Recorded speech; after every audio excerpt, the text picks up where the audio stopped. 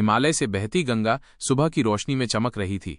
चारों ओर हल्का कोहरा और शांति थी। राजा शांतनु नदी के किनारे खड़े थे और इस सुंदरता को देख मंत्रमुग्ध हो गए। तभी गंगा एक सुंदर महिला के रूप में नदी से बाहर निकली। उसके चेहरे पर हल्की मुस्कान और दिव्यता थी। दोनों नदी किनारे धीरे धीरे चलने लगे। प्रकृति खिल उठी और उनके बीच एक अनकहा रिश्ता बनने लगा। जल्द ही उन्होंने जंगल के बीच अग्नि के सामने विवाह किया। कुछ ऋषि और प्रकृति के प्राणी साक्षी बने। गंगा को जल की शुद्धि की विद्या आती थी।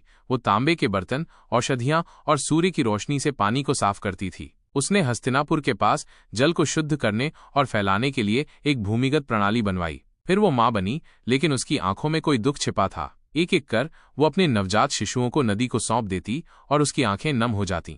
राजा शांतनु ये सब दूर से देखते, कुछ कह नहीं पाते, लेकिन भीतर से टूटते जाते। फिर एक दिन जब वो 8वां बच्चा लेकर आई, उसकी आंखें रो रही थीं, पर इस बार उसने बच्चा बहाया नहीं। शांतनु चुपचाप पेड़ के पीछे से सब देख रहे थे और अब उनका धैर्य टूट गया। गंगा ने धीरे धीरे नदी में विलीन होना शुरू किया, लेकिन इस बार एक तेज प्रकाश के साथ एक बालक छोड़ गई। ये था देवव्रत, जो आगे चलकर भीष्म कहलाया, वो योद्धा जिसे मृत्यु भी रोक न सके।